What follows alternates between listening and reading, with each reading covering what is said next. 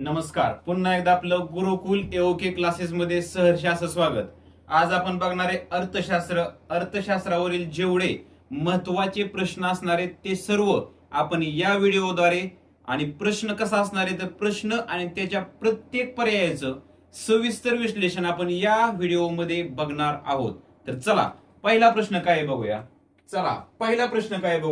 भारतात टिंबटिंब हा दिवस व जगात टिंबटिंब हा दिवस ग्राहक दिन म्हणून ओळखला जातो. तर या ठिकाणी बघा पर्याय क्रमांक 2 जो दिसतोय 24 डिसेंबर म्हणजे 24 तारखेला 24 डिसेंबर रोजी ग्राहक दिन हा भारतामध्ये आणि 15 मार्च रोजी ग्राहक दिन जगात साजरा केला जातो. हे दोन दिवस खूप महत्वाचे आहेत बघा. अर्थशास्त्रामध्ये ग्राहक दिन हा प्रश्न महत्वाचा आहे. 24 डिसेंबर भारतामध्ये आणि 15 मार्च जगात, या दोन तारखा व्यवस्थितरित्या ध्यानात ठेवा. चला याचं सविस्तर विश्लेषण पुढे पाहूया. चला विश्लेषण काय बघूया. याचं बरोबर उत्तर आहे बघा. भारतामध्ये 24 डिसेंबर या दिवशी ग्राहक दिन साजरा केला जातो आणि जगात 15 मार्च, या दोन तारखा खूप महत्वाच्या आहेत. 24 डिसेंबर भारतामध्ये आणि 15 मार्च या दिवशी बघा जगामध्ये हा दिवस साजरा केला जातो. चला पुढचा प्रश्न बघूया.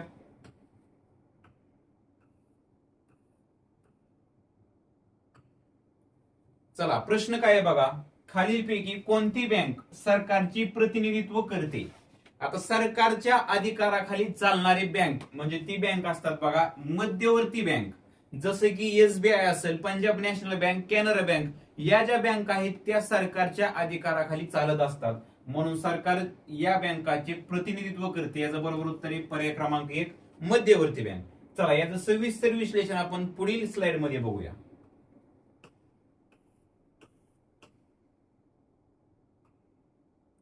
चला या ठिकाणी काय दिलंय बघा. पहिला पर्याय वाचा. या बँकांमध्ये सरकारचा थेट किंवा बहुमताने सहभाग व नियंत्रण असते. उदाहरणार्थ state bank of India, bank of Baroda, Punjab national bank. पर्याय क्रमांक 1 याचं उत्तर आहे मध्यवर्ती बँक. व्यापारी बँका काय असतात, या खाजगी क्षेत्राद्वारे चालवल्या जातात, याचा सरकारचा काही संबंध नाही. सहकारी बँक या सहकारी तत्वावरती चालवल्या जातात. आणि शेवटी दिले बघा ग्राहक बँक. या बँका ग्राहकांना सेवा देण्यासाठी चालवल्या जातात. याचं बरोबर उत्तर आहे पर्याय क्रमांक 1 मध्यवर्ती बँक. मध्यवर्ती बँकांची उदाहरणे state bank of India, bank of Baroda, Punjab national bank, Canara bank, union bank of India, ह्या बँका आहेत बघा मध्यवर्ती बँका. या ठिकाणी बघा अजून महत्वाची माहिती काय दिली आपल्याला. महत्वाचे मुद्दे. मध्यवर्ती बँक सरकारी प्रतिनिधित्व, व्यापारी बँक खाजगी मालकी, सहकारी बँक सहकारी तत्वावर, ग्राहक बँक ग्राहक सेवा. म्हणजे हे याचं बघा सविस्तर विश्लेषण आहे. तर अशा पद्धतीने बघा या ठिकाणी याचं उत्तर आहे मध्यवर्ती बँक. चला पुढचा प्रश्न पाहूया.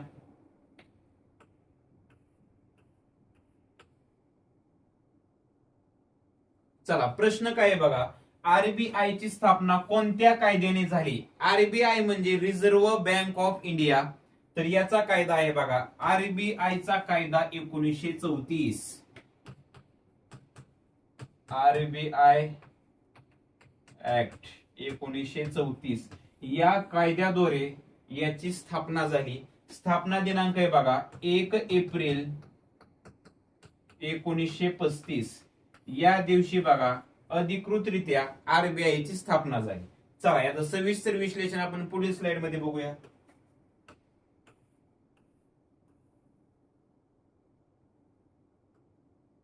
या ठिकाणी बघा सुरुवातीला महत्वाची माहिती दिली. मुख्य कार्य काय आहेत बघा. चलन जारी करणे आरबीआयचं महत्वाचं कार्य. बँकांचे नियमन व पर्यवेक्षण, सर्व बँका सुरळीत चालतात का नाही बघणं. व्याजदर व पतधोरण निश्चित करणे म्हणजे बँकांचा जो व्याजदर असतो हा आरबीआय मधून तयार होत असतो. तर या ठिकाणी बघा काय दिले. विदेशी चलन व साठ्यांचे व्यवस्थापन, आर्थिक स्थैर्य व विकासास मदत, हे आरबीआय ची कार्य आहेत बघा. पर्याय दिलेत बघा. पहिला पर्याय आरबीआय चा कायदा 1934, रिझर्व्ह बँक ऑफ इंडिया कायदा 1934, आरबीआय ऍक्ट 1934 या कायद्याने आरबीआय ची स्थापना करण्यास कायदेशीर मान्यता देण्यात आली. पर्याय क्रमांक 1 हे याचं उत्तर आहे बघा. तर चला पुढील प्रश्न पाहूया. त्याच्या आधी बघा या ठिकाणी थोडक्यात माहिती. आरबीआय कायदा 1934 ला, कार्यवाही सुरू 1 एप्रिल 1935. मुख्यालय आरबीआयचं आहे बघा मुंबईमध्ये. भारताची केंद्रीय बँक आरबीआय. भारताची केंद्रीय बँक आहे बघा आरबीआय. चला पुढचा प्रश्न बघूया.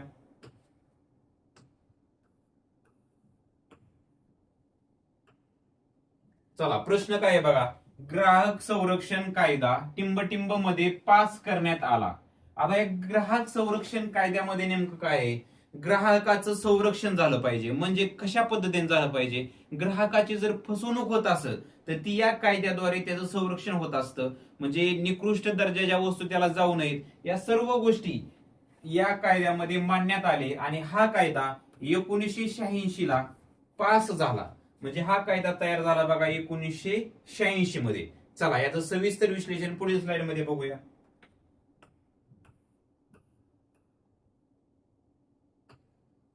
या ठिकाणी काय दिलंय बघा. 1970 चे दशक, ग्राहक चळवळीला सुरुवात, ग्राहक संघटना देशभरात सक्रिय होऊ लागल्या. 1983 ग्राहक संरक्षण कायद्याचा प्रारूप म्हणजे ड्राफ्ट तयार करण्यासाठी सरकारने पावले उचलली. 1985 मसुदा तयार झाला व चर्चेसाठी मांडण्यात आला. आणि 1986 ग्राहक संरक्षण कायदा 1986 लोकसभेत पास झाला. 24 डिसेंबर 1986 कायद्यास राष्ट्रपतींची मंजुरी मिळाली.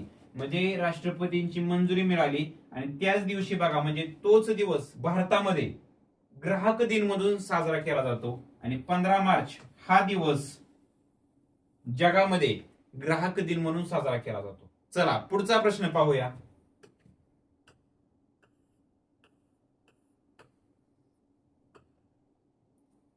चला प्रश्न काय पहा. दरडोई उत्पन्न खर्च म्हणजे काय? दरडोई, दर म्हणजे प्रत्येक, डोई डोक्यामाग म्हणजे माणसामाग, प्रत्येक माणसामाग एकूण उत्पन्न खर्च किती आहे हे कसं काढायचं? म्हणजे काय असतं नेमकं ते बघा. पर्याय क्रमांक 1 काय दिला? एकूण राष्ट्रीय उत्पन्न भागिले एकूण देशातील लोकसंख्या. म्हणजे जेवढं आपल्या भारताचं किंवा एखाद्या राष्ट्राचं जेवढं उत्पन्न आहे आणि त्याच्या देशामध्ये एकूण जेवढी लोकसंख्या आहे तेवढ्याने त्याला भागायचं असतं. म्हणजे याचं बरोबर उत्तर आहे पर्याय क्रमांक 1. राष्ट्रीय उत्पन्न भागिले एकूण लोकसंख्या. अशा पद्धतीने बघा दरडोई उत्पन्न काढता येतं. फॉर एक्झाम्पल आपण घेऊ, आपलं उत्पन्न 1 लाख भागिले एकूण लोकसंख्या आपली धरली 100. जर भागाकार केला तर या ठिकाणी बघा 1000 उत्तर येते. म्हणजे प्रत्येक माणसामागं दरडोई उत्पन्न झालं बघा 1000. चला याचं सविस्तर विश्लेषण पुढील भागात पाहूया.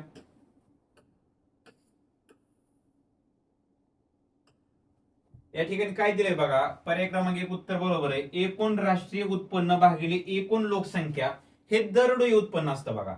एकूण राष्ट्रीय उत्पन्न भागिले एकूण देशातील लोकसंख्या. कारण दरडोई उत्पन्न मानण्यासाठी हेच सूत्र योग्य आहे बघा.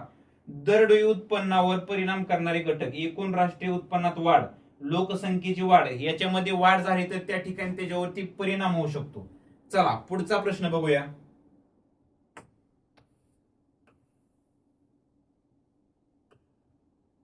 चला प्रश्न काय बघा. भारतात जीएसटी कोणत्या तारखेपासून लागू करण्यात आला? जीएसटी म्हणजे काय? Goods and services tax. तर त्याची तारीख आहे बघा 1 जुलै 2017. तर या दिवशी बघा जीएसटी लागू करण्यात आला. चला सविस्तर विश्लेषण पुढील भागात पाहूया.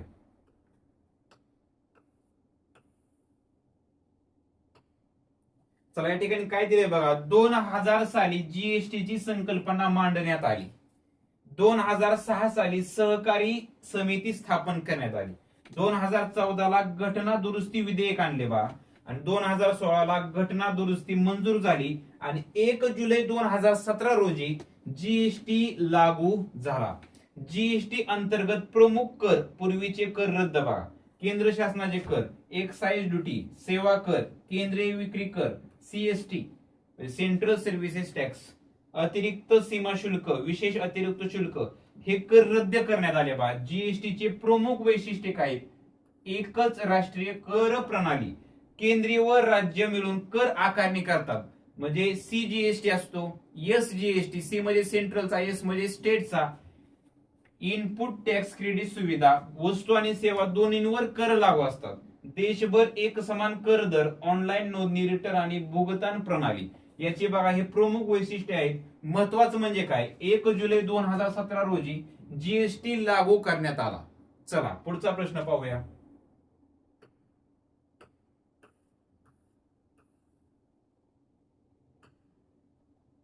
चला प्रश्न काय आहे बघा, रेडी बंदर हे टिंबटिंबच्या निर्यातीसाठी प्रसिद्ध आहे. म्हणजे हे बंदर कोणत्या गोष्टीच्या निर्यातीसाठी प्रसिद्ध आहे, तर याचं बरोबर उत्तर आहे बघा पर्याय क्रमांक 2, नैसर्गिक वायू. तर हे नैसर्गिक वायू निर्यात करण्यासाठी हे रेडी बंदर प्रसिद्ध आहे. चला सविस्तर विश्लेषण पुढे पाहूया.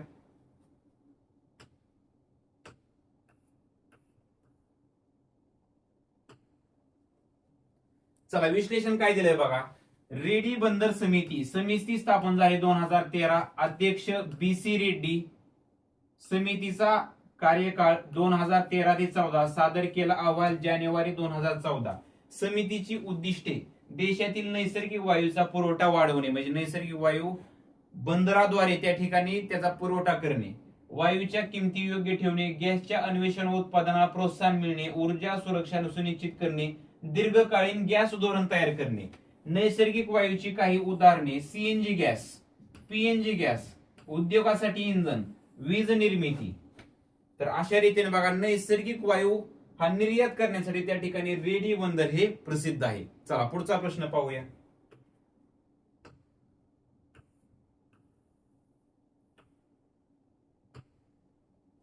तर चला प्रश्न काय आहे बघा, भारतीय चलनाचे INR म्हणजे काय असतं, इंडियन रुपीज, हे नवीन चिन्ह कोणत्या वर्षी स्वीकारण्यात आले, तर याचं बरोबर उत्तर आहे बघा पर्याय क्रमांक 3, 2010 मध्ये या ठिकाणी बघा INR हे नवीन चिन्ह स्वीकारण्यात आलं. याच्या मागची काही महत्वाची कारणे आहेत. आपल्या रुपयाला आंतरराष्ट्रीय म्हणजे जागतिक स्तरावरती चांगली ओळख निर्माण व्हावी यासाठी बघा हे INR स्वीकारण्यात आलं होतं.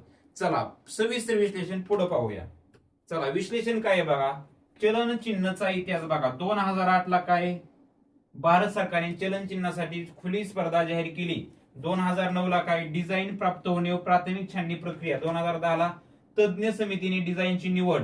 आणि 24 जुलै 2010 भारतीय चलनाचे नवीन चिन्ह पहा असे आहे स्वीकारण्यात आले. 15 ऑगस्ट 2010 स्वातंत्र्य दिनाच्या निमित्ताने हे चिन्ह अधिकृतरित्या लॉन्च केले.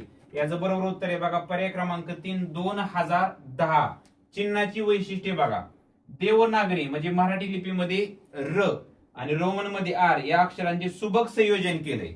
या ठिकाणी बघा वरती तिरंग्याचं प्रतीक तिरंगा त्या ठिकाणी ठेवण्यात आलेला आहे. आधुनिक, सोपे, ओळखण्यास सुलभ, डिजिटल प्लॅटफॉर्मवर सुसंगत व वापरण्यास सोयीची. अशा पद्धतीने बघा 24 जुलै 2010 रोजी स्वीकारले गेले इंडियन रुपीज INR. चला पुढचा प्रश्न बघूया.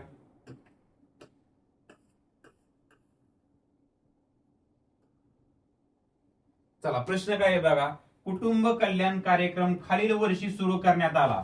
कुटुंब कल्याण कार्यक्रम हा 1952 रोजी सुरू करण्यात आला होता. बघा कुटुंबाचं सर्व नियोजन असेल त्यावेळेस काय होत होतं, लोकसंख्या वाढत होती, गोरगरिबी अधिक होती, त्याच्यामुळे कुटुंब कल्याण ही योजना त्या ठिकाणी 1952 साली चालू करण्यात आली. चला सविस्तर विश्लेषण पुढील स्लाइड मध्ये बघूया.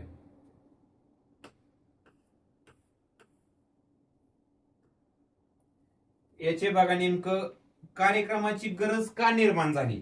लोकसंख्या वेगाने वाढत गेली, दारिद्र्य, बेरोजगारी, अपुरे संसाधने, आई व बाळांचे मृत्यूदर जास्त, आरोग्य सेवा अपुरी, जीवनमान सुधारण्यासाठी लहान कुटुंब आवश्यक. यासाठी बघा ही समिती स्थापन करण्यात आली. 1920 सर एनी बेझंट यांनी प्रथम लोकसंख्या नियंत्रणाबाबत जागरूकता निर्माण केली. 1936 नंतर 1946 भारत सरकारने लोकसंख्या समस्येचा अभ्यास सुरू केला. 1948 आरोग्य सर्व समिती बोर समितीने कुटुंब नियोजन कार्यक्रमाची शिफारस केली. आणि 1952 ला भारत हा कुटुंब कल्याण कार्यक्रम सुरू करणारा जगातील पहिला देश ठरला. म्हणजे 1952 साली हा कार्यक्रम चालू झाला होता. वैशिष्ट्ये काय होती बघा, 1952 ला सुरू केला. लहान कुटुंब, सुखी कुटुंब, आई व बाळांचे आरोग्य रक्षण, लोकसंख्या वाढीचा दर कमी करणे, शिक्षण, आरोग्य, पोषण आणि जागरूकता वाढवणे. नंतर काय बघा, कुटुंब नियोजन साधनांची उपलब्धता वाढवणे, महिलांच्या सशक्तीकरणाला चालना देण्याची वैशिष्ट्य होती बघा. 1952 ला हा कार्यक्रम सुरू झाला. चला पुढचा प्रश्न बघूया.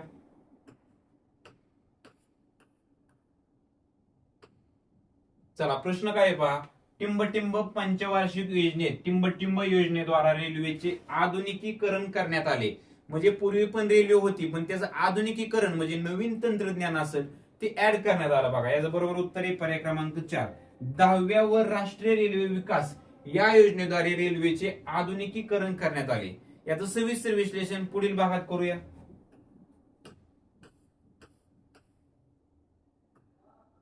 या ठिकाणी काय दिलंय बघा. पहिली योजना 1951 ते 56, दुसरी योजना 56 ते 61, तिसरी योजना 61 ते 66 अशा पंचवार्षिक योजना होत्या बघा. 10वी योजना 2002 ते 2007 रेल्वे मोठ्या प्रमाणावर आधुनिकीकरण, नवीन तंत्रज्ञानाचा वापर, सुरक्षा सुधारणा त्या ठिकाणी करण्यात आली. रेल्वेचे आधुनिकीकरण याच्यामध्ये काय होतं, गती वाढवली बघा, म्हणजे वेळेचे पालन सुधारले, आधुनिक कोचेस LHB, वंदे भारत सारख्या आधुनिक गाड्या, फ्रेट कॉरिडॉर प्रकल्प असे अनेक त्या ठिकाणी सुधारणा करण्यात आले. याचा फायदा काय, वेळेची बचत होते बघा, सुरक्षित आरामदायी प्रवास या आधुनिकीकरणामध्ये ते चालू झालं. याचं बरोबर उत्तर आहे पर्याय क्रमांक 4. 10व्या व राष्ट्रीय रेल्वे विकास या अंतर्गत त्या ठिकाणी आणि ते आधुनिकीकरण करण्यात आलं. तर अशा पद्धतीने आपण या ठिकाणी 10 प्रश्नांचा व्यवस्थितरित्या अभ्यास केला. पर्यायांचं पण विश्लेषण खूप चांगल्या पद्धतीने केलं आणि हे प्रश्न खूप महत्वाचे आहेत. खूप सोप्या पद्धतीने मी तुम्हाला सांगितलं. जर आमचे व्हिडिओ तुम्हाला आवडले तर लाईक करा, शेअर करा, सबस्क्राईब करा. धन्यवाद.